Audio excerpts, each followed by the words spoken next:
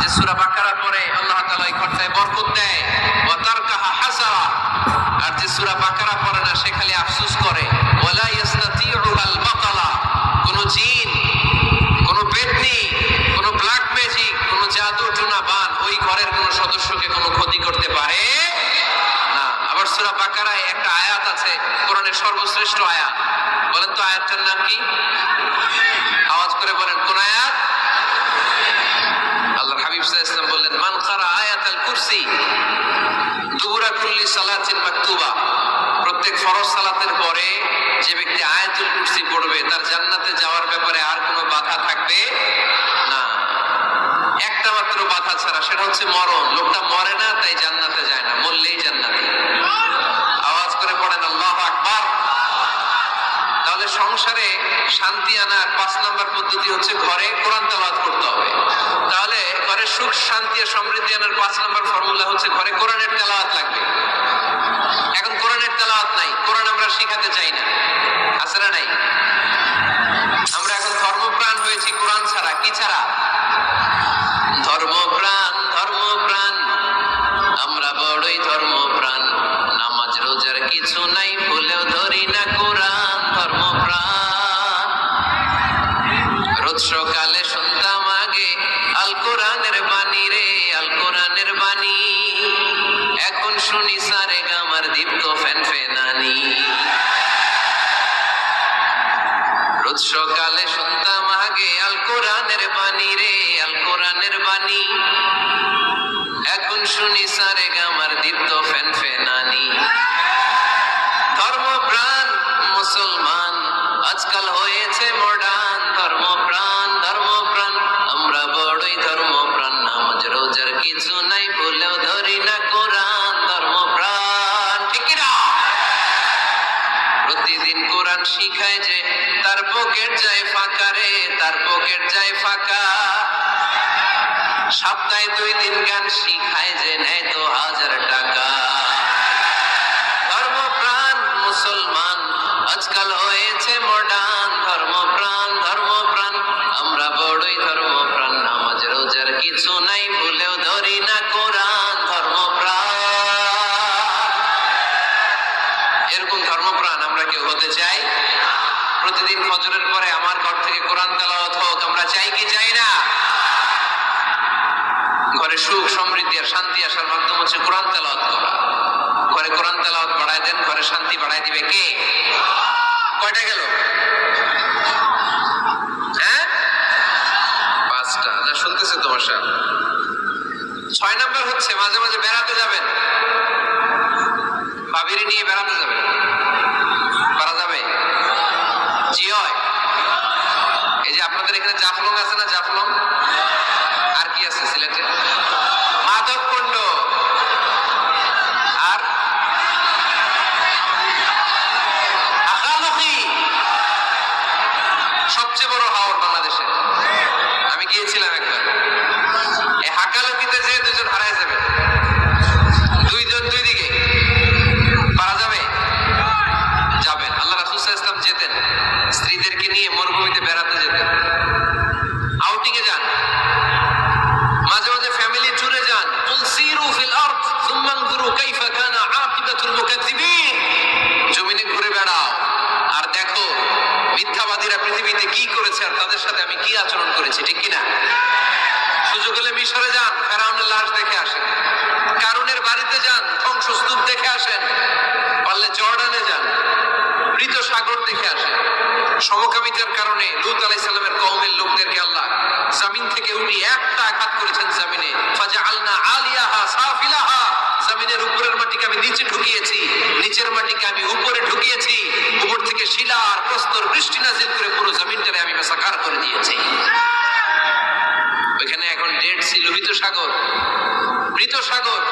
ওখানে কোনো মাছ জন্মায় না, কোনো কাঁকড়া জন্মায় না, ব্যাঙ জন্মায় না, কিচ্ছু জন্মায় না। লবণের ডেনসিটি, ঘনত্ব এত বেশি, ওখানে কোনো মানুষ ডুবেও না। গজবের জায়গা। সুযোগ হলে দেখে আসে। টাকা পয়সা ভালো থাকলে সময় হলে প্রায় ফ্যামিলি মেম্বারদেরকে নিয়ে উমরায় যান। কই যাবেন? উমরায় যান। নবদম্পতি যারা, বা রিসেন্টলি তোমরা যারা বিয়ে করতে যাচ্ছ, you are going to be a new couple, পারলে তোমাদের হানিমুনটা উমরায় সেরে ফেলো। পারা যাবে না? স্বামী স্ত্রী দুইজনে মিলে মক্কায় চলে যাও, আল্লাহর ইবাদত, আল্লাহর ঘরে সিজদা দিয়ে নতুন জীবনটাকে নতুন ভাবে শুরু করো। বরকত দিবে কে? তাহলে ঘরে বা ফ্যামিলিতে সুখ সমৃদ্ধি নিয়ে আসার 6 নম্বর মাধ্যম হচ্ছে আউটিং এ যাওয়া, মাঝে মাঝে বেড়াতে যাওয়া। আল্লাহ রাসূল সাল্লাল্লাহু আলাইহি ওয়াসাল্লাম বেড়াতে যেতেন, সফরে স্ত্রীদেরকে নিয়ে যেতেন। সহিহ বুখারীর বর্ণনা, কানা রাসূলুল্লাহ সাল্লাল্লাহু আলাইহি ওয়াসাল্লাম ইযা আরাদা সাফারান আকরা বাইনা আজওয়াজি। আল্লাহ রাসূল সফর করলে কোন স্ত্রীকে নিয়ে যাবেন তিনি স্ত্রীদের নাম লিখে লটারি করতেন। সুবহানাল্লাহ নাই? কি করতেন? কোরআ, আরবিতে বলে কোরআ, বাংলায় বলে লটারি। এই লটারি জায়েজ, এই লটারি জায়েজ আছে। স্ত্রীদের নাম লিখে কোরআ করতেন, লটারি। যার নাম আসতো তাকে নিয়ে আল্লাহর হাবিব সাল্লাল্লাহু আলাইহি ওয়াসাল্লাম সফরে বেরিয়ে যেতেন। সফরে স্ত্রীদের সাথে দৌড়াদৌড়ি করতেন। সুবহানাল্লাহ বলবেন না? আম্মা জান আয়েশা রাদিয়াল্লাহু তাআলা আনহাকে আল্লাহর হাবিব সাল্লাল্লাহু আলাইহি ওয়াসাল্লাম এত ভালোবাসতেন, আল্লাহর হাবিব সাল্লাল্লাহু আলাইহি ওয়াসাল্লাম বলতেন, আয়েশা চলো দৌড়াদৌড়ি করি। ওই যে দেখা যায় খেজুর গাছ, চলো কে কার আগে যেতে পারে। দুইজন দৌড়ালেন। বিয়ের প্রথম দিকে আম্মা জান আয়েশা রাদিয়াল্লাহু তাআলা আনহা ফার্স্ট হয়ে গেলেন, কারণ তখন তিনি চিকন ছিলেন, এত মোটা ছিলেন না। আবার অনেক বছর পরে আরেক সফরে যখন আম্মা জান আয়েশা সফরে লটারিতে নাম আসলো, ওই সফরে আবার আল্লাহর হাবিব সাল্লাল্লাহু আলাইহি ওয়াসাল্লাম বললেন, আয়েশা চলো আজকেও দৌড়াদৌড়ি করি। দুইজন দৌড় দিলেন। এবার আর আম্মা জান আয়েশা রাদিয়াল্লাহু তাআলা আনহা জিততে পারলেন না, যেহেতু মোটা হয়ে গেছেন। আল্লাহ রাসূল সাল্লাল্লাহু আলাইহি ওয়াসাল্লাম দৌড়ে গাছ ধরে ফার্স্ট হয়ে গেলেন। সুবহানাল্লাহ পড়েন। আম্মা জান আয়েশা এবার রাগ করে বসে আছেন। আল্লাহর হাবিব সাল্লাল্লাহু আলাইহি ওয়াসাল্লাম বললেন, হাদিহি সাফকাতু বিতিল, ওই যে কয়েক বছর আগে আয়েশা একদিন রাতে তুমি আমারে হারায় দিছিলা, আজকে তোমারে হারাইয়া ওটার প্রতিশোধ তুলে নিলাম। সুবহানাল্লাহ পড়তে পারলেন না? কি ভালোবাসাবাসী ছিল, কি খুনসুটি ছিল, কি আদর সোহাগের সমৃদ্ধ সুখী শান্তির একটা সংসার ছিল বিশ্বনবী সাল্লাল্লাহু আলাইহি ওয়াসাল্লামের। তিনি স্ত্রীদের সাথে খোশ গল্প করতেন, বিনোদন করতেন, হাসি ঠাট্টা করতেন। তবে এই বিনোদন ছিল সুস্থ বিনোদন, এই রসিকতা ছিল সুস্থ রসিকতা, ঠিক কিনা? আমরা এটা করতে চাই না। অনেকের চেহারা, আমাদের চেহারার মধ্যে কোনো হাসি নাই, খালি রাগ আর রাগ, আছে না নাই? অনেকে দেখবেন 5 বছর একবারও হাসে নাই। সুজানগরে আলহামদুলিল্লাহ এরকম নাই। সুজানগরের এই যে সবাই হাসতেছে, সবার মুখে হাসি। হাসবেন, মুচকি হাসবেন, মুচকি হাসি দেওয়া সুন্নাত। আর মুচকি হাসতে পয়সা লাগে না। পয়সা লাগে? হাসেন না কেন? মুচকি হাসেন, হাসি দেওয়া সুন্নাত। তো তাহলে 6 নাম্বার যে পদ্ধতি আমরা পেলাম ঘরে সুখ শান্তি আনার, মাঝে মাঝে ফ্যামিলি মেম্বারদেরকে নিয়ে আমরা হাকালুকি হাওড়ে হারিয়ে যাব, আমরা মাধবকুণ্ড বেড়াতে যাব, আমরা জাফলং এ যাব, পারলে আমরা কক্সবাজার সমুদ্র সৈকতে যাব, যেমনটি আল্লাহর হাবিব সাল্লাল্লাহু আলাইহি ওয়াসাল্লাম স্ত্রীদেরকে নিয়ে বেড়াতে যেতেন। ইনশাআল্লাহ পড়েন। পারবেন তো? যাবেন তো সবাই? আচ্ছা, 7 নাম্বার পদ্ধতি সংসারে সুখ শান্তি ফিরে আনার, ফ্যামিলির গুরুত্বপূর্ণ বিষয়ে সিদ্ধান্ত নিতে পরামর্শ করবেন। Family meeting. কি করবেন? কি মিটিং? ফ্যামিলি মিটিং করবেন, পরামর্শ। এক্ষেত্রে স্ত্রী, সন্তান, ভাই, বোন, আব্বা আম্মা সবার পরামর্শ নেবেন। অনেকে আছে কারো কথা শোনে না, মনে যা চায় তাই করে, আছে না নাই? পরে আফসোস করে, পরে হাই হাই করে। কারণ যারা পরামর্শ করে এরা কোনোদিন হাই হাই করা লাগে না। চিল্লায় বলেন ঠিক কিনা? এজন্য আল্লাহ বললেন, ওয়াশাবিরহুম ফিল আমরি ফাইদা আযামতা ফাতাওয়াক্কাল আলাল্লাহ। গুরুত্বপূর্ণ বিষয়ে সিদ্ধান্ত নেবার আগে তোমরা পরামর্শ করে নাও।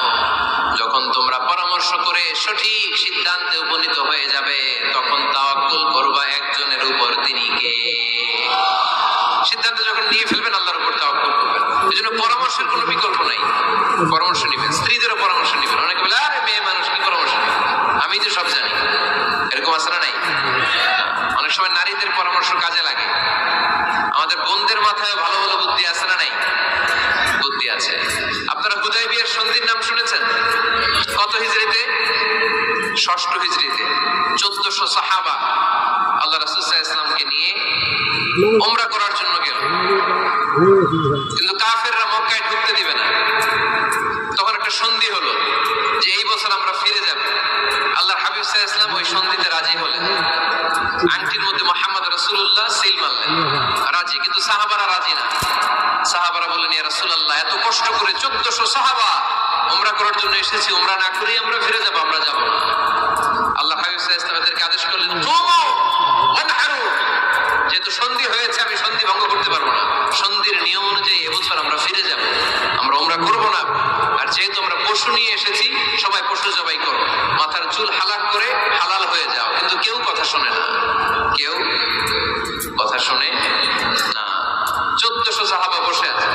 আল্লাহ রাসূল সাল্লাল্লাহু আলাইহি ওয়াসাল্লাম ধমক দিয়ে আদেশ করলেন, কুমু ওয়ানহারু, দাঁড়াও, পশুগুলোকে জবাই করো, মাথার চুল ফেলে দিয়ে হালাল হয়ে যাও। কেউ কথা শোনে না। আবার বললেন, কুমু ওয়ানহারু, 1400 সাহাবা, কেউ শোনে না। আল্লাহর হাবিব সাল্লাল্লাহু আলাইহি ওয়াসাল্লাম এত বিব্রতকর পরিস্থিতিতে কখনো পড়েন নাই, কোনোদিন না। মনটা খারাপ করে আল্লাহ রাসূল সাল্লাল্লাহু আলাইহি ওয়াসাল্লাম তাঁবুর ভিতরে ঢুকে গেলেন। ওই সফরে লটারিতে নাম এসেছিল উম্মে সালামা রাদিয়াল্লাহু তাআলা আনহা। সুবহানাল্লাহ পড়বেন না? উম্মে সালামা রাদিয়াল্লাহু তাআলা আনহা আমাদের আম্মা জান, আল্লাহ রাসূল সাল্লাল্লাহু আলাইহি ওয়াসাল্লামের স্ত্রী। বিশ্বনবী সাল্লাল্লাহু আলাইহি ওয়াসাল্লামকে চিন্তিত আর বিমর্ষ দেখে জিজ্ঞেস করলেন, ইয়া রাসূলুল্লাহ, কি সমস্যা? আল্লাহর হাবিব সাল্লাল্লাহু আলাইহি ওয়াসাল্লাম পুরো ঘটনাটা খুলে বললেন। খুলে বলার পরে এবার উম্মে সালামা বললেন, ইয়া রাসূলুল্লাহ, আমার মাথায় এক বুদ্ধি আছে। আমার মাথায় কি আছে? এক বুদ্ধি আছে, আপনি চাইলে এটা আমল করতে পারেন। আল্লাহর হাবিব সাল্লাল্লাহু আলাইহি ওয়াসাল্লাম বললেন, কি বুদ্ধি আছে তোমার মাথায়, বলো। উম্মে সালামা রাদিয়াল্লাহু তাআলা আনহা বললেন, ইয়া রাসূলুল্লাহ সাল্লাল্লাহু আলাইহি ওয়াসাল্লাম, আপনি কারোর সাথে কথা বলবেন না, কাউকে আদেশ করবেন না, আপনি নিজে ঘর থেকে এখন বের হয়ে যাবেন, নিজেই আপনার উটটাকে আপনি নহর করে ফেলবেন, মানে জবাই করে ফেলবেন। এরপর আপনার চুল যে সাহাবা সবসময় কেটে দেয়, তাকে আদেশ করবেন আপনার চুল ফেলে দেওয়ার জন্য, বাকিটা কি হয় নিজেই দেখবেন। সুবহানাল্লাহ পড়বেন না? উম্মে সালামা রাদিয়াল্লাহু তাআলা আনহার পরামর্শ অনুযায়ী আল্লাহর হাবিব সাল্লাল্লাহু আলাইহি ওয়াসাল্লাম তাঁবু থেকে বের হলেন। নিজ হাতে ছুরি দিয়ে উটকে নহর করলেন। উট জবাই করা যায় না। কুরবানির সময় ঈদুল আযহায় 10-12 জন মিলে গরুকে রশি দিয়ে বেঁধে মাটিতে শুইয়ে গলার মধ্যে আমরা যেভাবে জবাই করি, উটকে ওইভাবে জবাই করা যায় নাকি? আরব বিশ্বে আমাদের ভাইরা ছিল, তারা জানে উট জবাই হয় না, উটকে করতে হয় নহর। আল্লাহর হাবিব সাল্লাল্লাহু আলাইহি ওয়াসাল্লাম নিজে ছুরি নিয়ে উটের গলার মধ্যে খোঁচা মারলেন, ফিনকি দিয়ে ঝমঝম করে রক্ত বেরোতে শুরু করলো, নহর হয়ে গেল। সাহাবারা দৃশ্য দেখে অবাক। আল্লাহর হাবিব বললেন, আইনা হালিকি, আমার মাথার চুল হালাক করে দেয় ওই সাহাবী কই? আমার সেলুনম্যান কোথায়? আমার বারবার কোথায়? আল্লাহর হাবিবের কথা শুনে বিশ্বনবীর ওই সাহাবী এসে দাঁড়িয়ে গেল। আল্লাহর হাবিব বলল, আমার মাথার চুল তুমি ফেলে দাও। ওই সাহাবী বিশ্বনবীর মাথার চুল ফেলে দিল। এই দৃশ্য দেখে 1400 সাহাবী ধৈর্য ধারণ করতে পারলো না, দাঁড়িয়ে থাকতে পারলো না। এই দৃশ্য দেখা মাত্র 1400 সাহাবী সবাই দাঁড়িয়ে নিজেদের পশু জবাই করে সবাই নিজেদের মাথা হালাক করে হালাল হয়ে গেল। আওয়াজ করে পড়েন আল্লাহু আকবার। The problem solved. কার পরামর্শে? কার পরামর্শে? স্ত্রীর পরামর্শে। আল্লাহর হাবিব সাল্লাল্লাহু আলাইহি ওয়াসাল্লাম কারোর সাথে কথা না বলে বের হয়ে নহর করলেন, নিজের মাথার চুল ফেলে দিলেন। এই দৃশ্য যখন সাহাবারা দেখতো যে নবী এটা করেছে, আর বসে থাকা যায় না। 3 বার আদেশ করার পরে আমরা অনেক আবেগ দেখিয়েছি, আর আবেগ নয়, আমার নবী যাই করেছে আমরা তাই করবো। 1400 সাহাবা পশু জবাই করা শুরু করে দিল, মাথার চুল ফেলে দিয়ে হালাল হয়ে গেল। আওয়াজ করে বলেন সুবহানাল্লাহ। তার মানে মাঝে মাঝে নারীদের পরামর্শেরও দরকার আছে না নাই? এজন্য একা একা সিদ্ধান্ত নেবেন না, নারীদের কাছ থেকেও পরামর্শ নেবেন। আল্লাহর হাবিব সাল্লাল্লাহু আলাইহি ওয়াসাল্লাম নারীদের পরামর্শ গুরুত্ব দিয়েছেন। মাঝে মাঝে জুনিয়রদের পরামর্শ নিতে হয়, ছোট্ট বাচ্চাদের পরামর্শ নিতে হয়। ছোট্ট বাচ্চাদেরকে বোকা মনে করবেন না, ছোট্ট ছেলে মেয়েদেরকে বোকা ভাববেন না, ওদের মাথায়